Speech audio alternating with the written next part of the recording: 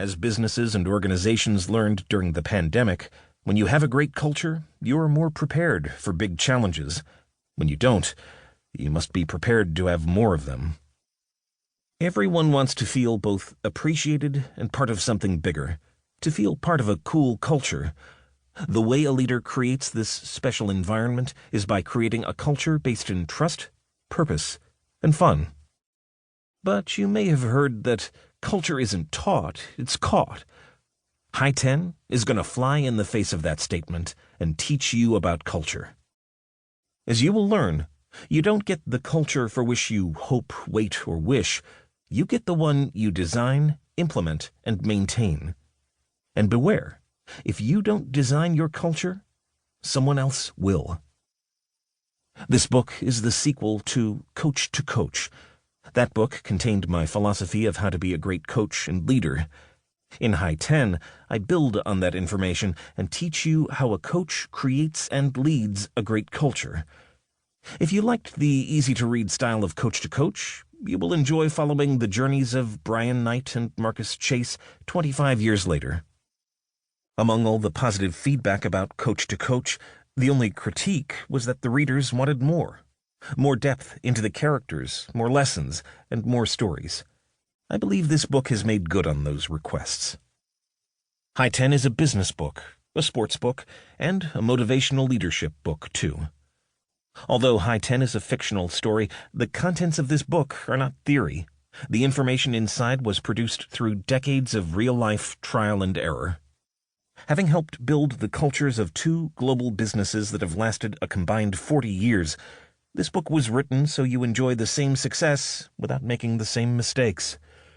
Everything I have learned about culture, from working with top professional and college sport teams, military organizations, and Fortune 500 companies, is waiting for you inside. To be clear, building or changing a culture can be difficult. Whether you are starting a business or already leading a company, team, or family, High 10 provides you with a working roadmap of how to navigate your current cultural challenges. Culture is not a one-time event. It's a never-ending process. And High 10 is your blueprint of how to build a culture that not only stands for something, but also stands the test of time. The question is not whether the culture lessons inside this book work, but whether you will work them. As any culture coach will tell you, what you permit, you promote. In addition to helping you learn about people, High 10 will also teach you that there is no culture without communication. Do you have a team, leadership, or culture question? Do you have a favorite story or idea from either book? Write me at martin@coachinggreatness.com, and I look forward to starting a conversation. I hope that you enjoyed this book, and, like Brian, Sam, and Marcus, that you never look at culture the same way again. Giving you a big High 10, Martin Rooney, Gatlinburg, Tennessee, 2021. Chapter 1. Trackside Diner. "Sorry it's taken so long to get together, Coach. Great to see you," said Marcus. "Come on, kid," responded Brian.